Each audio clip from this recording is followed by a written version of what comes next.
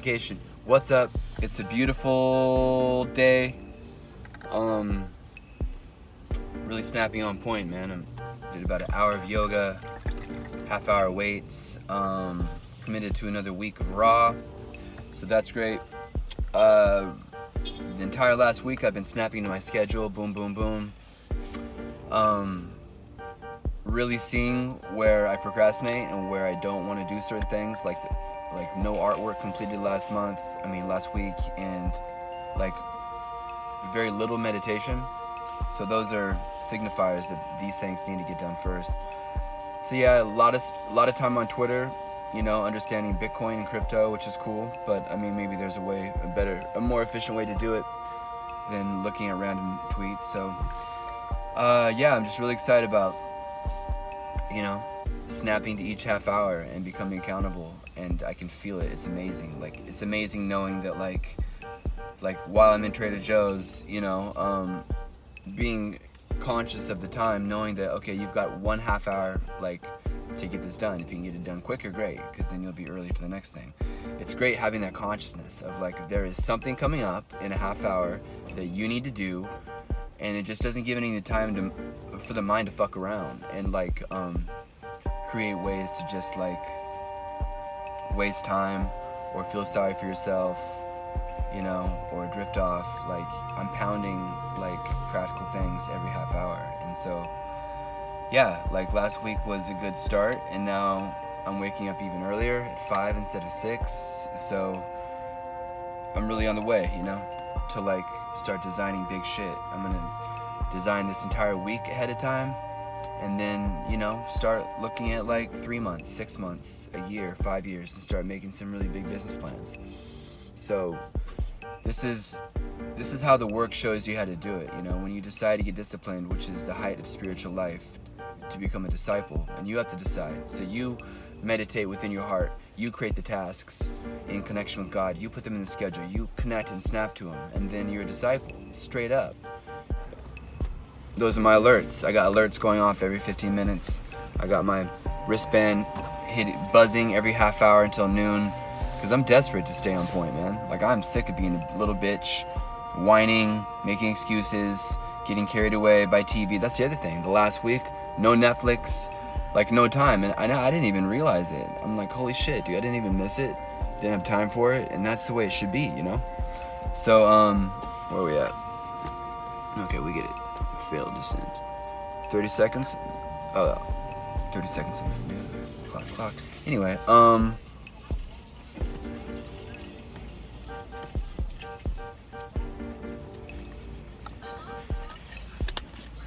I was talking to a friend last night about fidelity in relationships and boundaries, and she's of the impression, well, I can hang out with another man alone because my partner trusts me. And I had an issue with that, and lots of my friends did too, especially those in marriages, because it's absurd. And what it is fear of true commitment. And so you're coming up with this new age bullshit, essentially this grounded in the free love revolution of the 60s, which is a massive psyop just to destroy morals and get kids onto drugs and to get people into kids into sex, the same thing that they're doing in colleges. So it's a major psyop. They use freedom and then they warp it and they manipulate it, and everyone that's envious of God thinks freedom is enjoying your senses, which you're basically just a slave to your mind. You've programmed things that you think you'll enjoy into your mind, and then now you're a slave to them because they're not going to satisfy you. And by nature, they're doomed to bring misery because they're going to disappear. And so the whole 60s peace love movement was basically just a fucking psyop to get people to fuck and take drugs and feel sorry for themselves, and there's more to it, as there is in all things. But basically that's where this consciousness is coming from, is that we're so cool, we're so modern that we can just break this code of trust. And so this video is really about trust and psychic sexuality and how men and women perceive sexuality. Men are wolves, man, like, for sure. Like, but from experience, when I'm having sex, like, it's not like, I love you so much. I mean, there's so many angles, right? Like, love means service, and so when you're trying to enjoy something temporary, like, there's no service to God in that. Like, God isn't pleased to see you, like, stressed out because you're trying to enjoy yourself and you're failing. So it's like, the sexual act is meant to create babies. It's not meant to create some sort of temporary, like, enjoyment, and there's no love in it because God isn't involved. And if God is not involved, it's not love, hands down. And, oh, I love you so much, oh, I just want to give you pleasure. You're not giving that person pleasure. You're giving them another mosquito bite to scratch because they're not going to be satisfied. That's why, dude, if fucking worked, people would never get divorced. It's kind of obvious math, So, where are we? Like, the whole idea that these bodies are like ours to own and enjoy is another myth. Body is a temple. The Lord is in the heart. That means the body is the Lord's temple. So we are assigned to take care of it. And like the phone, the juice, the car, these are all items we're using in God's service. And none of this shit belongs to us. We can't control any of it. It's just, dude, it's a vibrating sound. And you, the spiritual entity, are on a different plane of energy. We are eternal and we are sat, whereas this material energy, it's eternal also, but the design is cyclical. It cycles. It creates and then dies, essentially. I'm running all over the place, I think. So back to my friend, what she wants is all the attention she can get.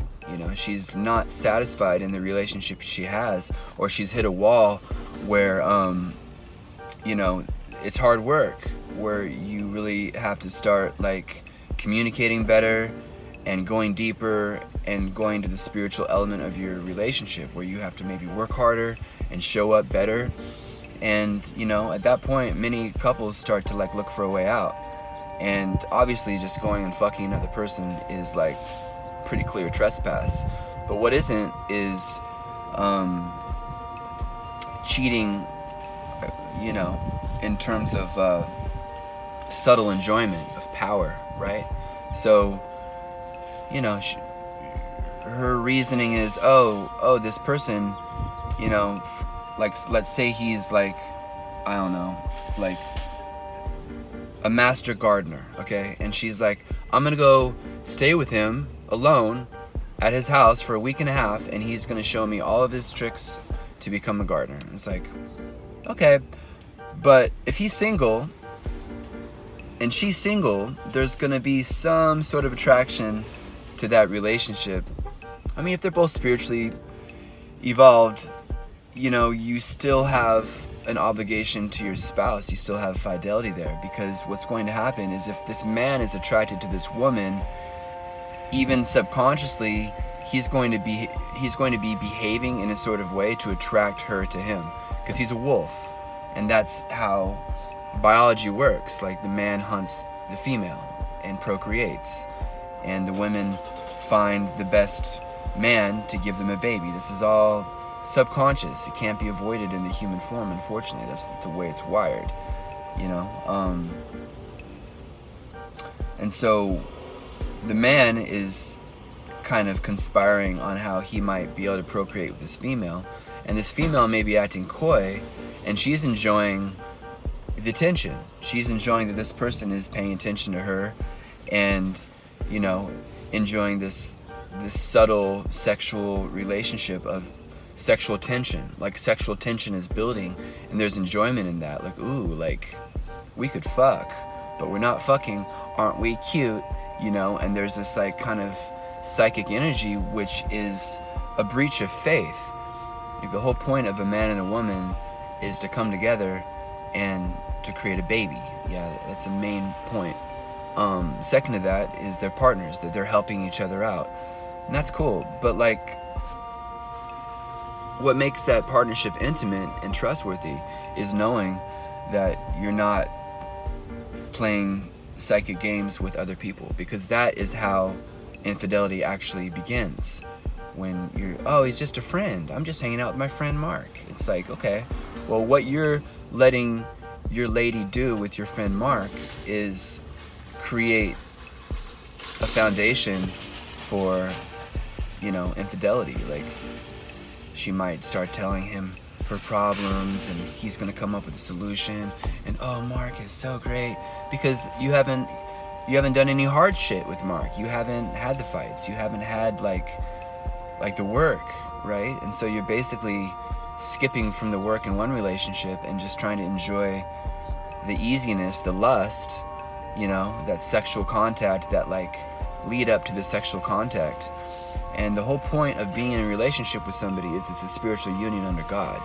Like, you are telling God, like, I as a soul in a man body, I am going to take care of this person, this female. I'm going to protect this person. And the female is saying, I'm going to nurture this man.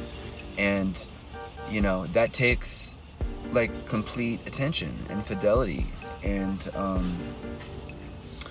so yeah, like, in my opinion, the standard is that a woman in a committed relationship should not be alone with a man, and vice versa. Like, if I'm in a committed relationship, I'm not going to go out and hang out with a woman for any reason. You know, if it's such a great opportunity, then let's both go and we'll train under this person, right?